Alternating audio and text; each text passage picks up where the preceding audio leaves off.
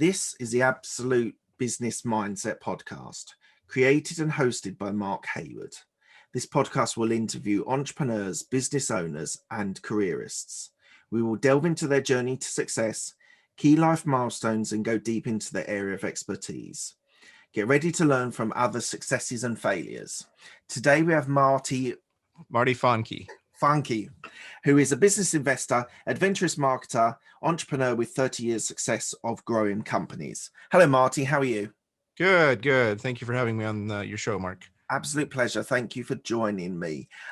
So we're going to go through the 4 E's, which is education, experience, expertise, and future endeavors. So let's start with your education. So what was your sort of high school like, and particularly why you decided to go into your endeavors without doing a degree?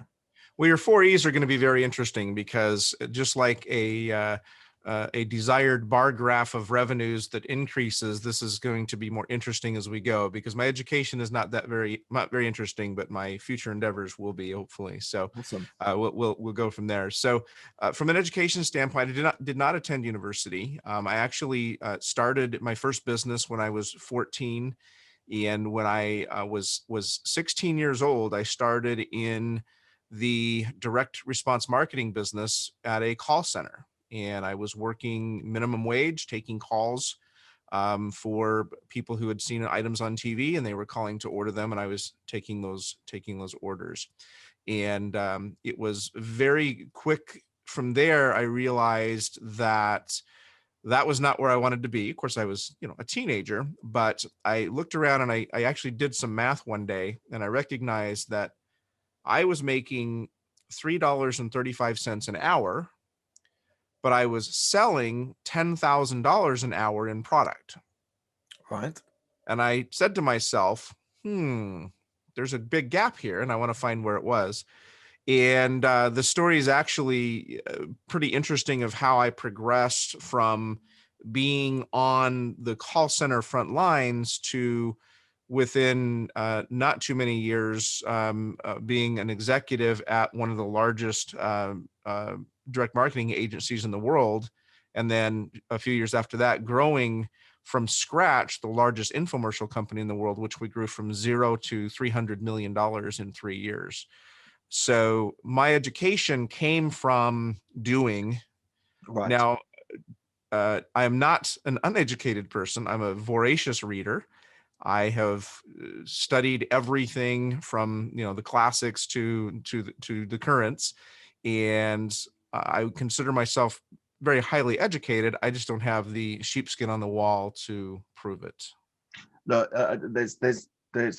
that's absolutely fine. I think for me, my degree taught or showed that I could learn rather than actually having anything useful, and my actual education in business came a bit later, and now I am keen on not being educated anymore, but do a lot of reading, do a lot of listening of podcasts and audio books, and fascinated by lots of different areas. So yes. It was interesting for me because by the time I was about 21, 22 years old, and after I was 22 years old, I was the director of a company that at that time was doing about $80 million a year. Wow. And my peers in my age group who were just finishing university were coming to work at that company, and I was their manager because I already had years of experience. And they came on board and they had the degree but no experience, and so they were, I was leading teams full of people who had gone the traditional university route. But I've never regretted taking the path I took. I mean, it was forced upon me for various outside influences, but it's never been a hindrance to me at all in entrepreneurial ventures. Awesome. So you've kind of mentioned where we were going to start with your experience. So you took on a sales presentation administrator role, which was selling materials on teleservices, and you took on sales roles as well. And then you took on director and founding of sales and marketing. But just on that sort of sales side, so one of the common threads that I find that a lot of successful people have been in sales or been involved in sales, and it gives you a a level of resilience, a level of get up and go, and being able to keep on making those phone calls and keep planning to get those sales. Do you think it gave you a really good grounding for your later life? Oh, Actually doing sales? absolutely. Thank you. Nobody's ever really asked me about this. So I was in sales on the phone selling. It was really order taking. It wasn't even sales. When I looked around and said, who's making the real money here? Who's making things happen and doing good things? I realized that the corporate sales department for my company, whose job it was to go and sell their services to other companies, I realized they were the ones that were driving the nice cars, wearing the nice suits, having a good time, traveling. And I said, that's what I want to be. So I jumped on my first opportunity to get into that department at the lowest level. And I was just really an assistant, but I was learning as I was working in that department. And I very quickly grew in the ranks there, and eventually was on the team that landed. Then this was many years ago when DirecTV was very first starting out. We landed the DirecTV contract, which was handling all the customer service and all the billing and everything else. And I was one of 3 people that landed that contract, which went on to bill over $1 billion in billings for that company over the lifetime of that contract. So, here I am at I can't remember, 21-year-old, 20-year-old. I think I was 20 years old, I think, when that happened. I was 20 years old and closed $1 billion contract. Wow. I was very much keen that sales was a great pathway to success. And I sat down with a mentor of mine and I said, how can I get to be the account executive, the guy leading that team? And he said, yeah, you need more experience and you need more knowledge. And he recommended that I go and sell real estate on the side. He said, you'll get some really interesting street level sales experience. And I said, okay, I'll do it. So I went, signed up as a real estate agent, started selling real estate, did pretty well for a year. And then a really advanced real estate educational program came along. It was like a 6-month program, and it was like a boot camp. And one of the aspects of the boot camp was that you had to dial 100 cold calls every single day of this 6-month boot camp. Right. That was one. There was lots to learn, but that was one of the things. If I'm going to pay for an education, I'm going to follow what the people teach me. So I said, okay, you tell me to dial 100 calls a day, I'm going to dial 100 calls a day. So that's what I did. And within that 6 months, I became in the top 3% of real estate agents in my state. Right. Okay. Yeah. Was it techniques I was learning in the sales process? Yes. But I attribute the majority of that to dialing 100 phone calls every single day and getting told no 99 times a day. But the cool thing was almost every day I got at least one yes. That taught me the tenacity and what it takes, and that sales is a numbers game. It also taught me about the nature and psychology of marketing and selling, because I was going to somebody's home and sitting down with them at the kitchen table and talking about listing their home or helping them find a new home, and all of the nuances that go with that, and dealing with people solving huge problems. I mean, you're dealing with people making what is generally the largest investment of their entire lives. And so there's a lot of emotions involved. There's a lot of financing involved. There's a lot of third parties involved, a lot of negotiation that has to happen, wrinkles that have to be smoothed out. So I learned an awful lot from doing that for a couple of years. Now, again, I was doing that on the side. That was part-time. I was making 100 cold calls a day. In addition to my 10 hours a day, I was working at my regular job. On my birthday, I believe it was my 21st birthday, or it was 23rd birthday. I was driving to work in my corporate job, which I was enjoying, but I wasn't making a ton of money there. I was actually making more money on my side business. And I said, why am I doing this? So I drove in and I sat down with my mentor, who was the vice president at the time. And I said, remember how you told me to go do real estate? And he's like, yeah. And I said, it's working out really great. So I quit. But so I'm forever grateful to him, and we're still friends to this day. But the things I learned have helped me not only in marketing, which is really where I've focused a lot of my energy, and I've done over $1 billion in marketing directly to the consumer, because I understand what trigger points people have to making a purchase, and the decision process, and rationalizing and justifying the purchase in their minds, et cetera. But also in my mergers and acquisitions activities, which has become a greater focus of my business over the years. And I've done now about $300 million in mergers and acquisitions. And so you're talking about homes and real estate that might be a $500,000. And now I'm negotiating deals that are in the millions of dollars. And I'm currently in the middle of two projects. One is a $175 million acquisition, and the other is a $30 million roll up. And so I've gone but all of the same principles apply. This, you still have to meet the needs of the buyers, the sellers, the investors, the financiers. There's still problems that have to be ironed out. No matter what you're doing, the same skills I learned sitting at a kitchen table and working with a couple, terrified to make this huge decision, are the same skills I use today to close, tens of millions of dollar deals. Fantastic.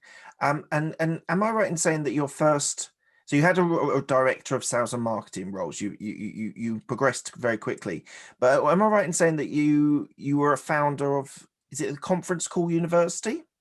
Yes, Conference Call Was that University. your first business? No, that was well, let's see. No, that was not my first business. Um, my first business was a little sporting goods business that a friend of mine called up and said, "Hey, our friend Dave." Yeah, I know Dave. He's invented this product, and I think it'll do well, and we need your marketing expertise, and we want to go and sell it. And okay, so we formed a company, and there were three of us partners, and we brought this little product to market. It was as grassroots as it can be. It was a soccer product, and or football, I guess, for the Yeah. international audience. And so my literal first steps was I had kids at that time who were 8, 9, 10 years old, in that range. And so when we were developing the product and developing the sales and marketing, I literally took my kids to the local parks, the local fields where kids were playing all day long, hundreds of them. And we would just demonstrate them. And I would talk to the parents, we would talk to the kids, and we would sell them at the park. And my kids loved it because I would pay them a commission. They were making really good money. But what I was doing was learning. I was understanding. I was testing price points. I was testing marketing messaging. I was testing, upselling. I found out that if I sell it to a parent with two kids, I'll probably sell one or two. They might buy it and have it be shared, or they might buy one for each kid. But I learned that if I sell to grandparents, I'll sell five, because it was a perfect gift item. The grandparents are like, oh, I can take care of all the grandkids in one fell Yeah. swoop. So I learned that out there, again, face to face. I took that learning and we put the product on television, both in traditional direct response television, but even more importantly, we put it on QVC. And because I had learned from that face-to-face sales and marketing interaction exactly how to sell the product was massively successful on QVC. And so we did a really great run on QVC. And about 18 months after we launched, we got an offer from a company to buy our business. And it was a very lovely 7-figure offer. And again, this was a hobby business that three guys just kind of started up. And so we said, sure. We took the cash and sold the business, and the product still exists to this day. But I took the money. So that was my very first foray into launching a business, making it be successful, and then selling that business for a profit. So How that did you was make the materials? So how did you make the stuff that you were selling? at first so I was in charge of the marketing, and then the other partner was in charge of the manufacturing and operations. The first batch we made were made in China, and they were really terrible. And we were not impressed. We moved manufacturing to Mexico, Maquiladora, and the quality improved substantially. The time frame improved substantially because we didn't have to wait for it to be on the water for 30 days. and et cetera. So I had not a lot to do with the manufacturing side of things. We continually improve the designs, we continually improve the manufacturing quality, we continually improve the product for every order we placed got better and better. My job was just to sell the heck out of it, which I did. So Awesome. And that was while you were working as well? Was it a I side never have project? only one thing going on at a time, Okay. ever. Okay. Okay. So tell me about this directory for website and webinars and video conferencing. So Conference Call University, I started in 2005, and it was actually it was not, I had no intention of starting that business. Actually, I rarely have any intention of starting any businesses I start. They just kind of happen, which is, I think, part of why they're so successful, because I'm following a trend. But Conference Call University was leveraging a trend that was in 2004, 2005. There was a huge marketplace for teleseminars. Now, at that time, we didn't have Zoom. We didn't have, we didn't have webinar. We had GoToWebinar, but it was really kind of corporate. But there was a huge industry in, especially the internet marketing space and the information marketing space online for teleseminars. And I worked with one of the gurus of that space who really built a kind of an industry around that. And I was doing quite well in producing my own, but I realized there was a need for a directory and a place where people can market, because people could produce them, but they weren't getting a lot of traffic. So I created Conference Call University, and it really had two functions. Number one was to produce teleseminars for third parties. And two was, it was at that time the world's largest directory and marketing platform for others who were producing their own teleseminars. So I started that business in 2005. Continued to grow. We produced some huge, we had teleseminars with up to 30,000 people on them. Teleseminars launched some really successful businesses. Some people on this podcast, there's a PR and publicity source called Help a Reporter, or HARO, that we use teleseminars with Peter Shankman to really launch that business. So that business I ran for 3 years or 4 years, I think 4 years. And then I got an offer from somebody to purchase it, and I sold that business as well. So and then the kind of the teleseminar world kind of changed, and that kind of went away, and it was really a lot more focused on webinars and recurring webinar or evergreen webinars is really a big business model in the online marketing space. And then of course Zoom came along and really transformed the distance learning and virtual meetings and all that kind of stuff. And the radical change we've seen in the last couple of years has been fascinating. I suspect that business, that the owner who bought it from me, unfortunately drove it into the ground and no longer exists. And I suspect that they would have, if they could have kept it going until last year, until 2020, I suspect there could have been a huge opportunity to consolidate a lot of what's happening in the virtual meeting world, but they drove it into the ground. And a couple of years after, I noticed it went out of business a couple of years after I sold it. So okay, so there's lots of different ways I can go on this. One of the things that you said earlier on about when you were selling the sports gear and you were consciously thinking about upselling, cross-selling, how to pitch, how to think about price point. So there is a lot of conscious thought that you're going into about how you market, how you sell to people. absolutely. And that it sounds like that was all learned, or part of it learned with the real estate and stuff like that. But how do you approach, is the methodology now as a marketer, experienced marketer, versus how you were doing it then? Has that changed, or is it literally this core element that you learn of in real estate, that it's persistence, it's trying things, it's experimenting, it's pitching, it's thinking about things? It seems a lot of conscious thought through what you're doing there.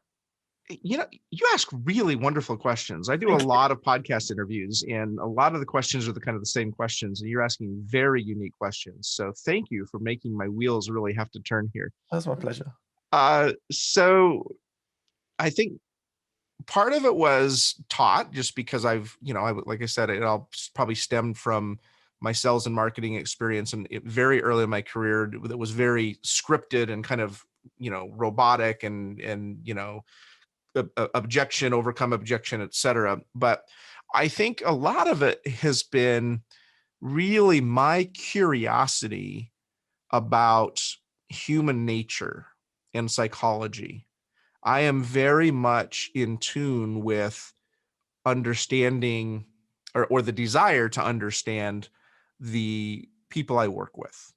So I'll give you another example. What year was this? 06, 07, I think, somewhere, I don't know. I'm a huge hockey fan. Okay. Huge hockey fan. And the team that I grew up watching play hockey was purchased by a person who promised that he wouldn't sell the team and he would keep it local. And he broke his promise about 2 years later and sold the team. And we had no hockey no professional hockey where I lived. A couple of years later, a professional hockey team came in.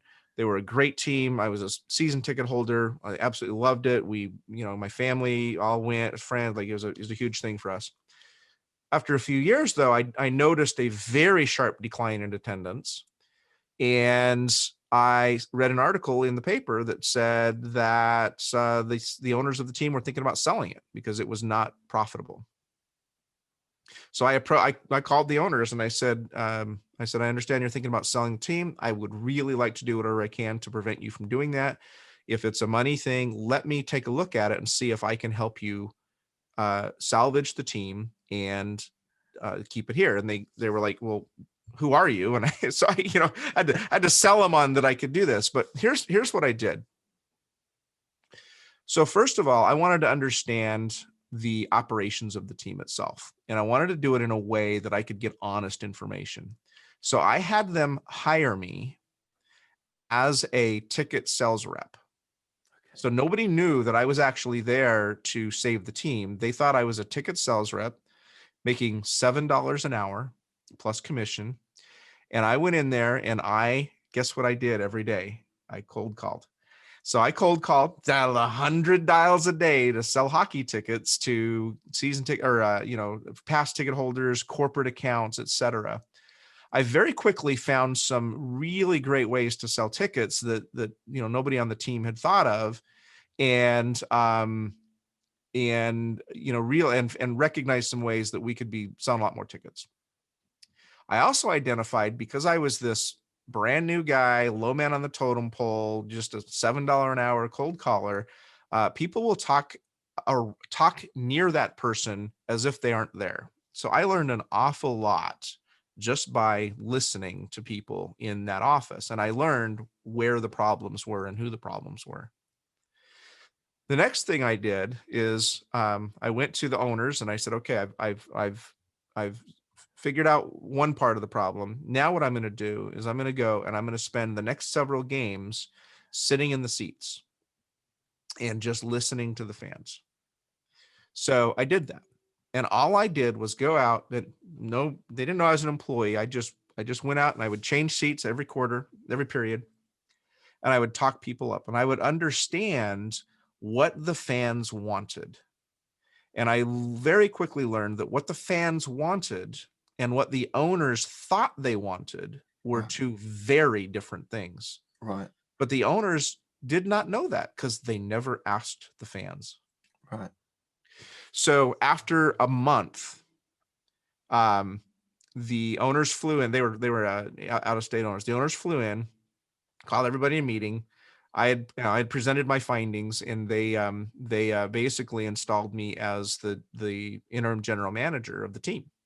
Right. And I will never forget the look on a couple of people's faces when they realized that guy's going to fire me because of what I've done in front of him and what I've said in front of him, not knowing who he really was. I'm probably going to get fired. And guess what? They were right. I fired them that day. Right. Instantly, morale improved, productivity improved. I rearranged the way the tickets were being done. I rearranged the sales process, And most importantly, I made some huge recommendations to the owners. We literally changed leagues based on my recommendation, because they were very proud of the fact that they were in a one notch below the NHL. So that they were, and I don't know, international, there's like in the hockey or in baseball, there's the major leagues, and below that you'll have AAA, double A, single A. So sort of like a second division, sort of like a second division. So they were very proud of the fact that they were on the second tier of professional hockey. And the problem is they were one of the worst teams on that. And what was interesting is that the level, the players that you had in that, because they were on a kind of a reserve team, you had two things happening. You had players who were on probation from their team and had been booted down, or recovering from an injury or whatever, and they had very little motivation to actually play hard. Or you had players who were on the verge of retirement and they were just finishing out a contract. The bottom line, the play on the ice wasn't that great. But if we dropped one tier down below that to the AA level, the play is completely different, because you have young up and coming players who are trying to make it to the big leagues, and they've got something to prove, and the energy level is completely different. And I said, if you drop down one league level, not only will it improve the performance and the play on the ice, which is what your fans want, but it should make you more competitive, which is what your fans want. And it will save you over $1 million in franchise fees and travel fees, because the one lower level is more regionally based and you can do a lot more bus rather than airplane travel. I said, so you will make more money and save more money. And the owners agreed, and they literally changed leagues, and that team is still there today, and I still attend games. And so what's the team called? Just give it a shout out. That's the Utah Grizzlies hockey team. Right. So so it's a long answer to your question of, where has the kind of looking for, from a marketing and sales standpoint, looking for what the customer wants, where is that always been there? Yes, it's always been there and always be there. Everything I do, I start with what's the need and what's the want of the customer. And it continues to this day. So, yeah. Fantastic. All right, we're going to jump around to another thing. You've mentioned about selling businesses, that you've sold a few businesses. Yeah. Are you actually better now at selling a business than you were your first business? Oh, heck yeah. Oh my goodness. I made a huge mistake in selling our first business. And here's why. And I didn't really, this is just something I realized in the last couple of months. The company that bought our company offered us, well over $1 million. And when it's an 18-month-old business, we're young, $1 million. Let's, it was $1.3 million, I think, or $1.3 million, $1.4 million, I can't remember. It was just under $1.5 million. So we were like, thought that was all the money in the world. And they just paid us cash and we walked away. Had we negotiated for stock, either all or in part of the company that purchased us, if we'd have taken all stock from that company, we would have made it, and then sold that stock today, we would have had $24 million. Wow. And so now at the time, I would have, even if you'd have told me I should do that, I probably would have said, no, it's too much risk. But I understand so much more now that I probably would have negotiated 50-50. I would have negotiated half in cash and half in stock, because that was a turn, that business got sold, and that business got sold and eventually got rolled up into a major sporting goods company, a major public sporting goods company that I would own, hundreds of thousands of shares in. And so that's one of the biggest mistakes I made, was I just didn't know. And also, we probably sold too early. Had we waited even another 6 months, it probably would have been worth much more. We had some really good cash flow going, and the EBITDA would have been much stronger. We would have sold for much, much more. So, a lot of things. We were very naive in that very first one. My second business that I sold, that one I did much better. I got a premium price for it, and I sold a good clean business. I'm sad that the owner that took it over didn't make it last more than 2 years, but what can I do? And yeah, so I've gotten much better on the mergers and acquisitions side for sure, whether it's selling business or buying businesses, at understanding the dynamics and how to do it better, how to do it more advantageous to me, my partners, whoever I'm working with, or my clients. And because I've been involved in so many deals now, I've got obviously experience breeds success. So Absolutely. We could probably spend a whole episode talking about mergers and acquisitions and I partnering love talking about together. mergers and acquisitions. So Yeah. Okay. Well, we may come back to it later on.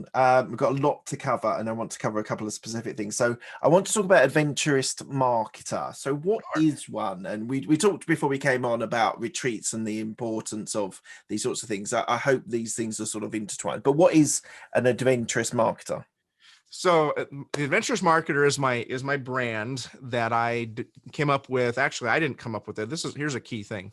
I am a top-notch marketer. I don't feel boastful or saying that. I'm a good marketer. I've done billions of dollars, but players have coaches. I'm getting back to a sports analogy. Like, even if you're the greatest player in the world in any field, you still have a coach.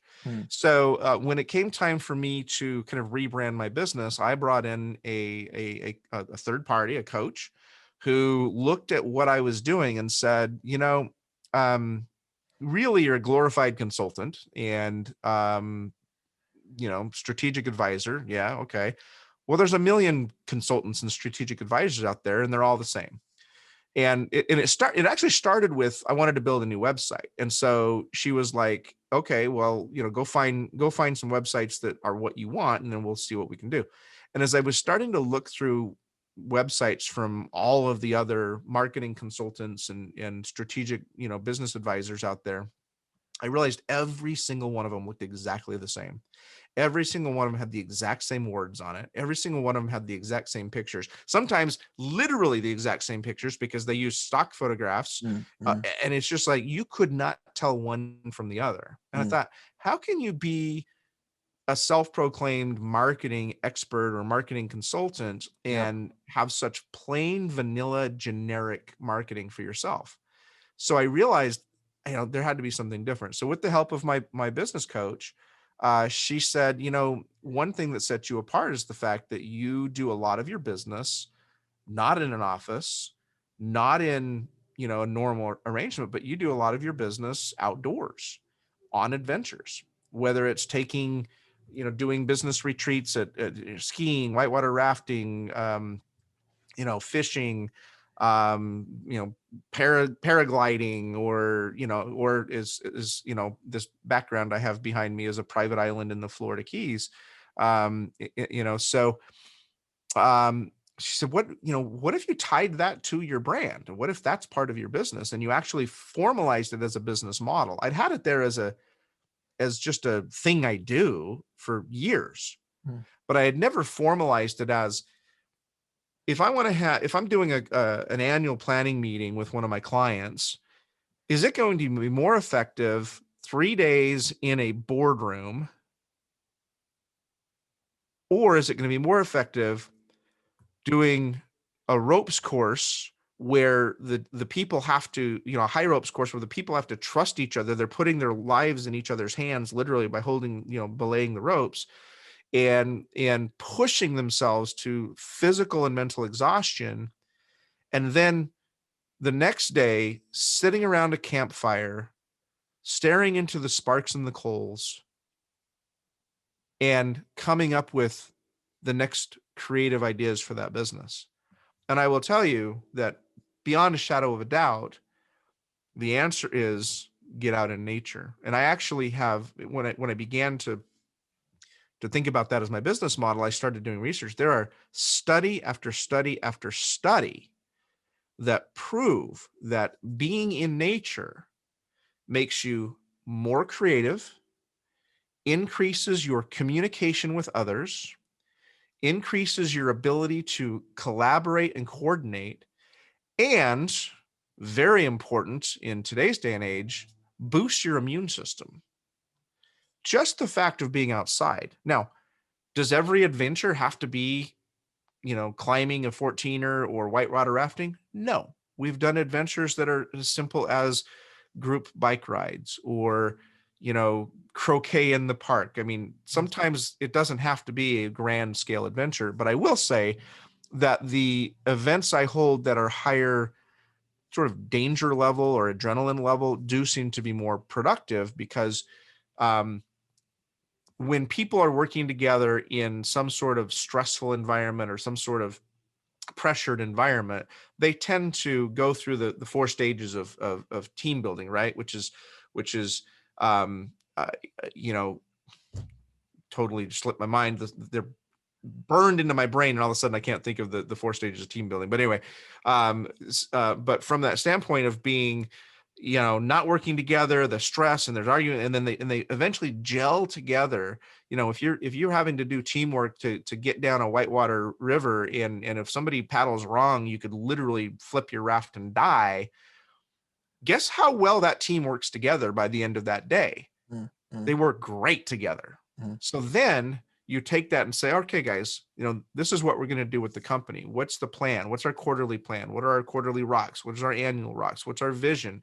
And the things that come out of them after a day like that are night and day what would come out of them after sitting in a boardroom for 8 hours eating donuts and drinking coffee. It's really interesting. It's really interesting approach to it. And so I'm going to talk a little bit more about your expertise in marketing, and I've got a couple of questions within that. Oh, sorry, I have to interrupt. Storming, norming, performing, transforming, I think are the four stages. Anyway, Okay, fantastic. Thank you I for have some. I have, clarifying if that. any, there's certain people who, if they watch this interview, they are going to massacre me for not getting it right.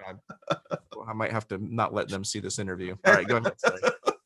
Um, One of the things when I was doing some reading about you were talking about designing growth strategies and how you do that with marketing. Can you just sort of explain to me, so growth strategies for maybe a startup or maybe a small business or something like that? How would you approach that from a marketing perspective side? So a couple of things. A lot of entrepreneurial businesses that I work with tend to be a business that is 5 to 7 years old. Well, it's 5 to 10 years old with an average, say, around 7 years old.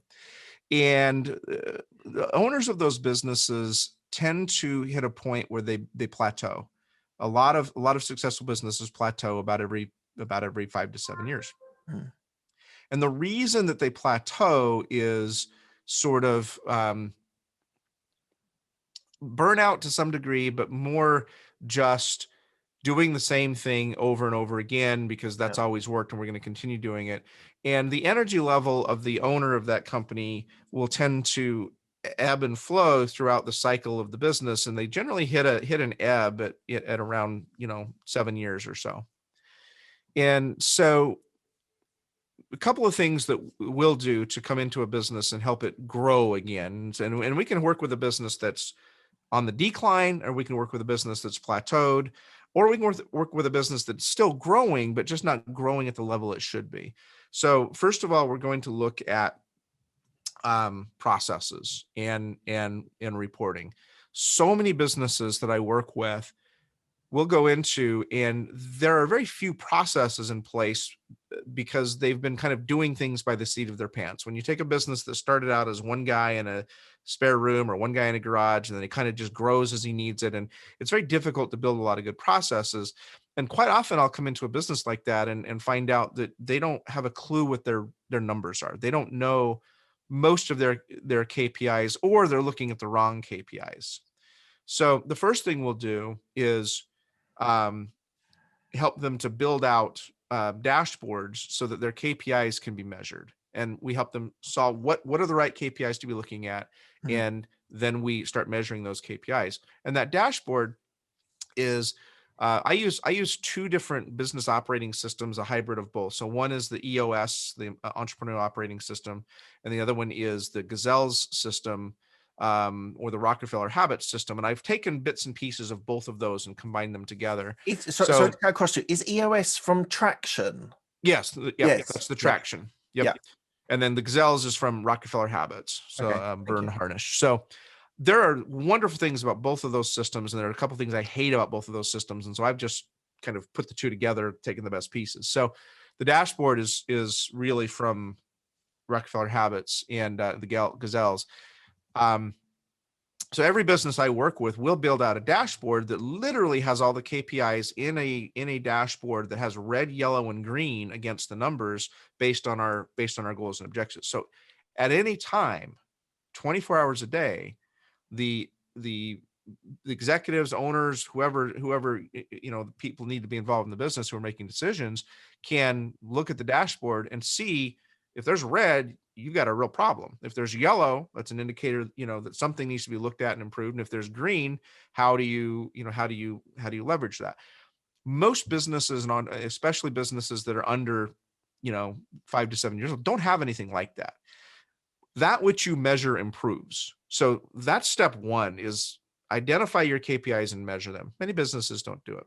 Step two is, again, going back to the adventurous marketing standpoint, is let's go find out what the real goals of the business are, the real goals of the owner are, and the real goals of the executive team are, and understand where we really want to take this to. Because growth for growth's sake isn't always the best thing. It can lead to many entrepreneurs, especially, have a threshold of a business that once it hits a certain level, they aren't in a capacity to run that business. They might be more of the starter mindset. So They may be great at starting a business and getting it up to $5 million, but anything over $5 million, they literally can't handle it.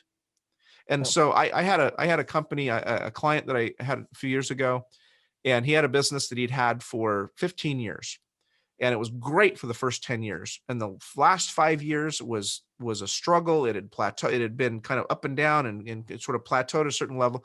And I did a complete assessment, and I'll never forget, I was driving down the 405 in Los Angeles with him. And I said, the answer to growing your business is you need to sell it. You cannot grow this business yourself. And you have other passions in other places. And I'm not exaggerating. He wept. The thought of selling this business that he had spent 15 years building was terrifying to him. But the reality was, he had hit a plateau or hit a ceiling, and he was never going to break through with that. And there were some specific reasons why. We did eventually sell the business. He retained part of it, so he kept some ownership shares in it. So he didn't sell 100% of it, but he sold like 80% of it. The new people who took that business over have increased it by 6-fold. So he's making more money now today, being an absentee owner, than he was making when he was trying to run the thing. He took the money that he took from that and started something else that was in his passion wheelhouse, and has grown that about to the same size, and he's stuck there again. But it's really interesting, because as you say, the entrepreneur might not be the person who can scale a business, and it sounds like that you're talking around building growth to be able to get a scale, and that is because actually you said about EOS. I've recently read Traction. I hadn't read Traction before. Yeah, great book. I recommend everybody read that. Absolutely, and it talks about building systems and processes to be able to automate and be able to measure what you're doing, and it was. I thought the book was fantastic, and it's really interesting. I can also tell from personal experience of a friend of mine who is great at the startup. He's great at working at midnight, everyone pitching in to be able to deliver for tomorrow. Oh yeah, the all night pizza, pizza Yeah, driven yeah, crunch time. I mean, there's a lot of energy in that. There's a lot of yeah. people who thrive on that environment. But he's got enough self-awareness to know that actually this business is getting too big for him and he needs to do Good. something else. So But many business owners do not have that self-awareness. And so yeah, one of the things I provide is a reality check, man. I am a straight shooter. I just tell it like it is. Now I'll try and be, soften the blow and be diplomatic. But if I firmly believe that the business owner is the problem with the business, mm, I'm going to mm, tell them. yeah, And sometimes they agree with me and we do things to evolve it, and other times they don't, and that's fine. It's still the right answer. So we've had some where the business, we didn't sell the business, they brought in a person to operate it. They brought in a new president or a new chief operating officer or whatever it is to take a lot. It doesn't, just because a business might have outgrown the entrepreneur that started it doesn't mean that they have to leave it. There are other ways of doing it, but it's really individualized. And the recommendation I made to this guy I was talking about was because I knew that he needed to leave that business for some different reasons, and it was the best thing that he ever did. It really was.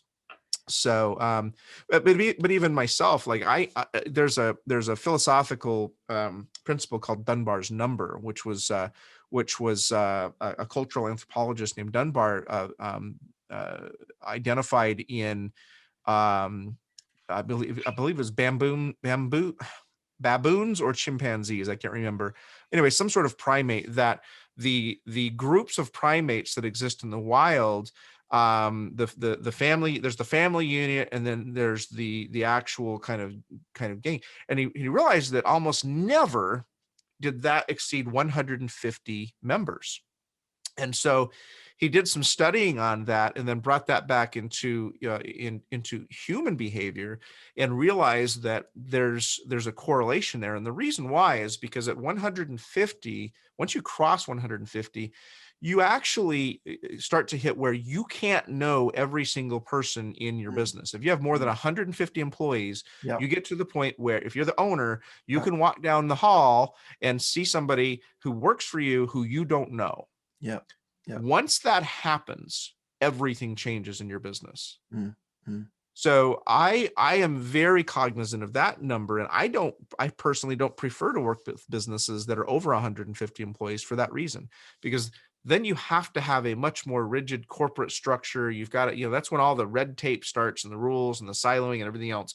And so I prefer to work with businesses that have 50 employees, and I'll help them grow to 150 employees. And then I'm out of there too. Because I mean, yes, I've done billion-dollar businesses, but I don't want to be in charge of it. And I don't want to be the guy that's responsible for growing that. So mm, if you have 5,000 employees right now, I'd love to help you with a marketing campaign, but I don't want to be in charge of your business. yeah. And it's really interesting because someone that I was listening to actually on Clubhouse was saying that when they had to employ a HR as well, Mhm. that's a big changing point, because now people have to write down what's acceptable, what's unacceptable, and all those things that you might have a conversation down the pub with the boss about, this person did this or this didn't work out. Suddenly everything's formalized Yep. and it changes the dynamic of the whole of the Right. business. Which is great. I mean, and it needs to get to that point for the business to continue to grow. But generally, an entrepreneur, business owner, that transition is very difficult, Yeah. and so they don't always survive. Matter of fact, they rarely survive that. Mm, They generally mm, wind up bringing in new operators, and that's the point where some founders begin to lose control of their businesses, because mm. then they got to bring in capital, right? So they start Yeah.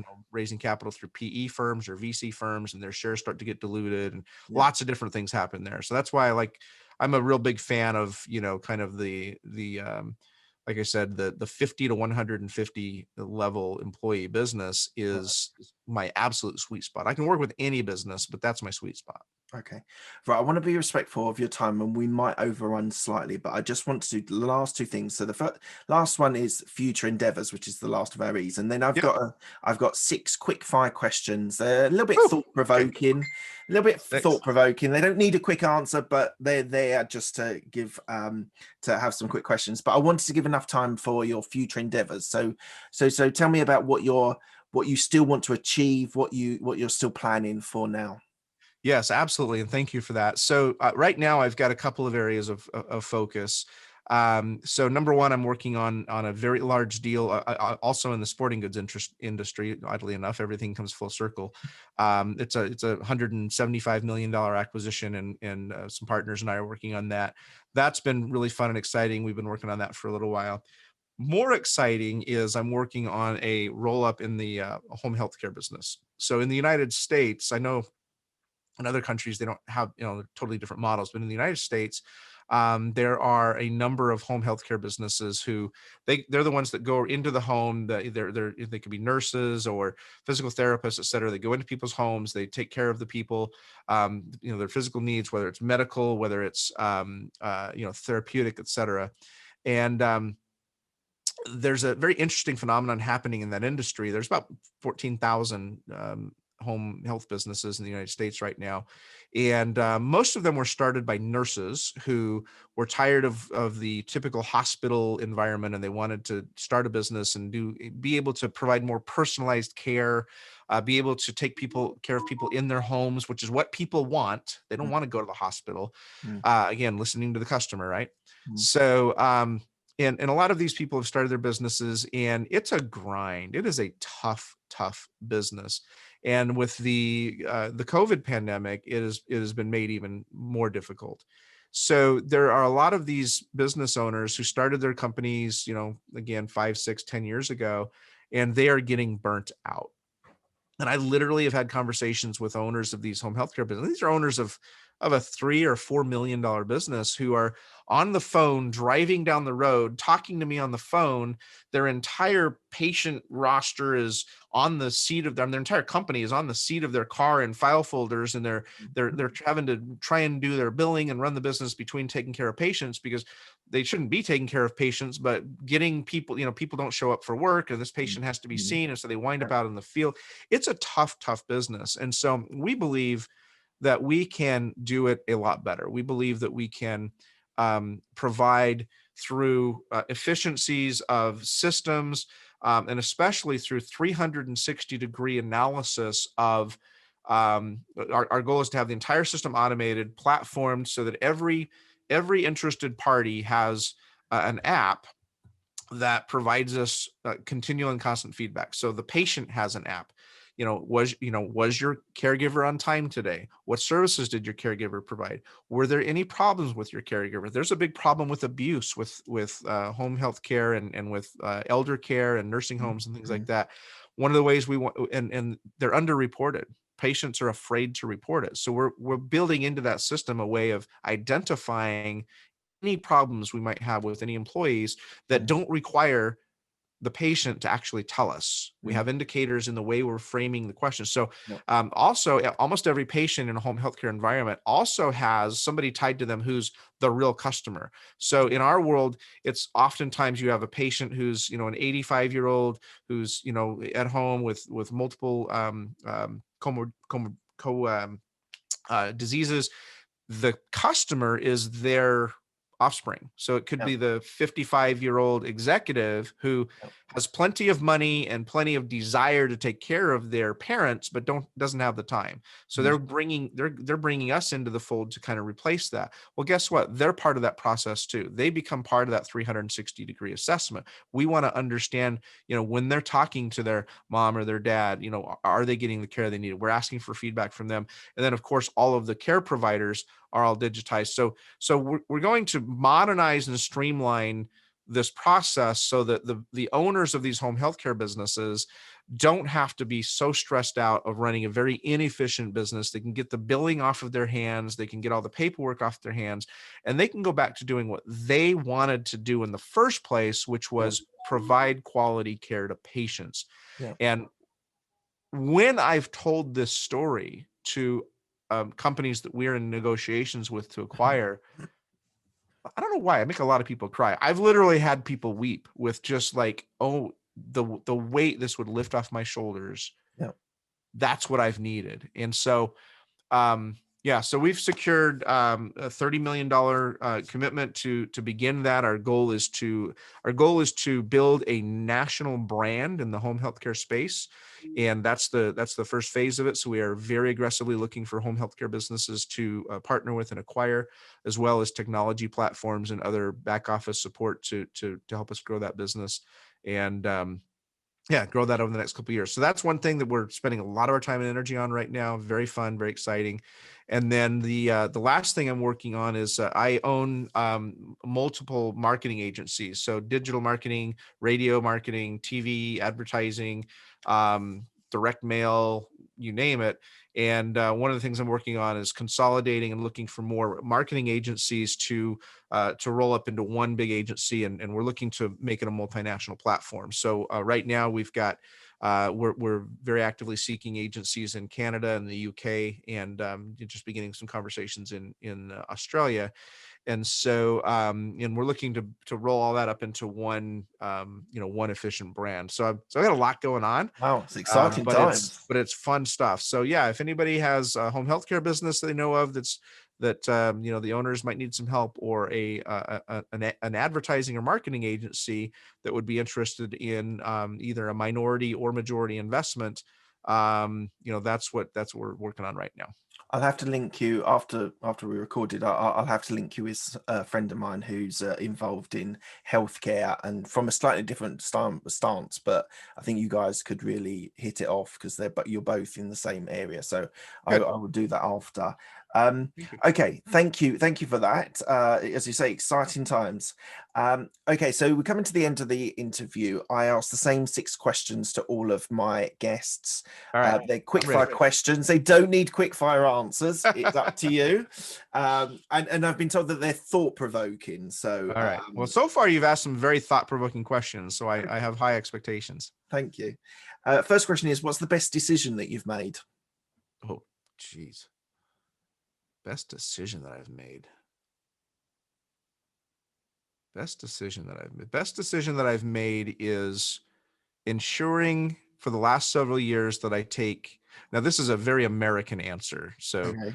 ensuring for the last several years that I take at least 40 days a year of vacation, which is very anti-American. That's very, it's unheard of in the US. It's unheard of in the United States, but I am so much more efficient and productive and creative and effective when I've gone off the grid for a few days here and there. So yeah, so that's probably, and that's tough to do in the United States. We we don't have the same philosophy around all that as the Europeans do. Yeah, we like our holidays. Yeah.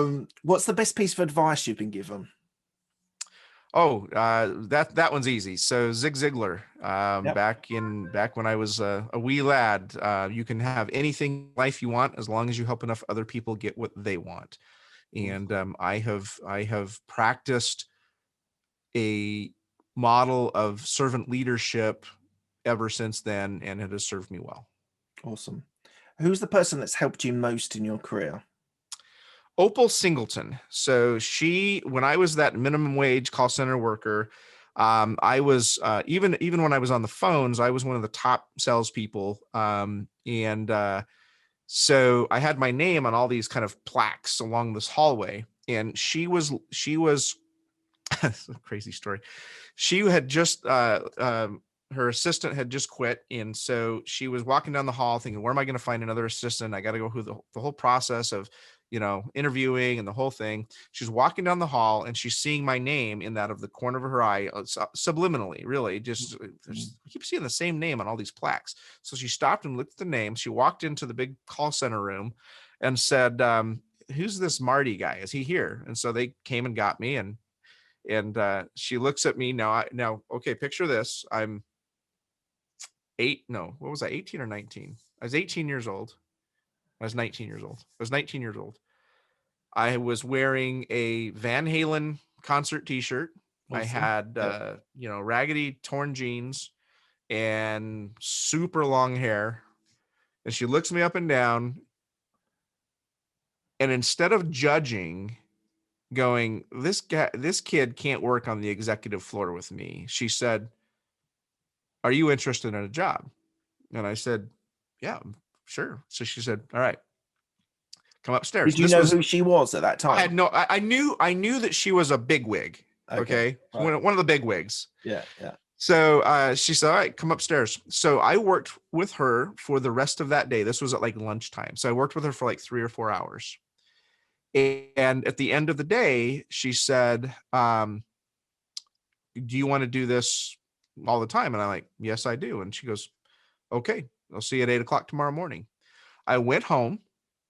I got a haircut. I got some new clothes. I showed up the next morning and I was presentable. And all she did was, she had glasses. Like, all she did was kind of look at me like this and look at me up and down, nodded her head and said, "All right, let's get to work." And she has been such a huge influence on me. I've never seen a woman with so much energy, so much brilliance. She taught me, she was my, you asked back to the beginning of this interview, you asked about my education. She gave me Yeah. my education because she taught me things about selling multi-million-dollar contracts that I never could have learned anywhere else. I eventually left her employee. That's when I got into the real estate thing and kind of blah blah.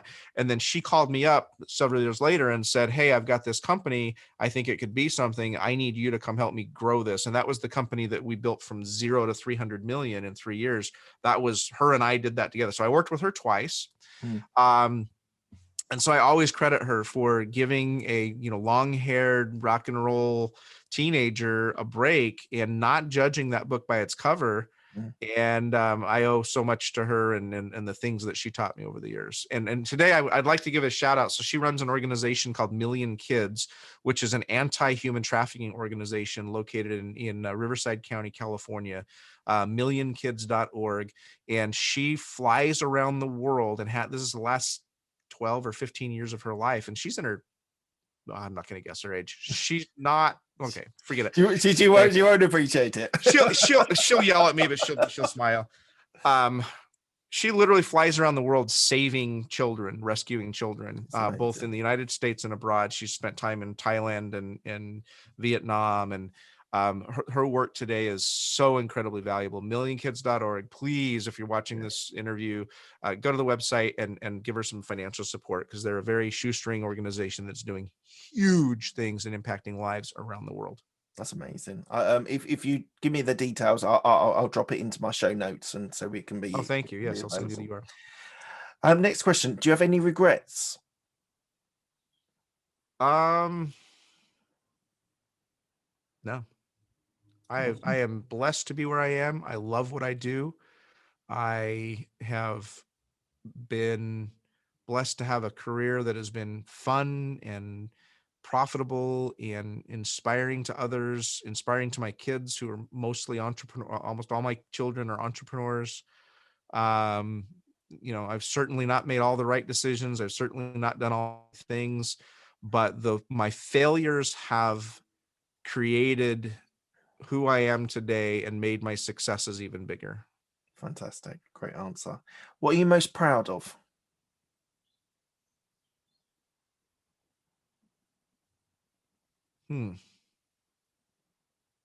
Whatever I'm doing next. Fantastic. And what does legacy mean to you?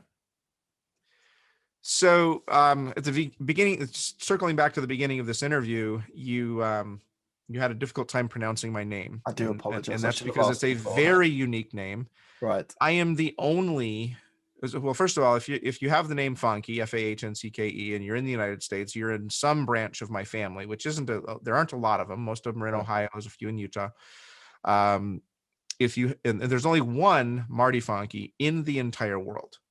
Wow. So if you Google my name, that's me. Whatever you find, it's me. Right. Years ago, my grandfather had a construction business, and he was a very prominent contractor in a reasonably small town.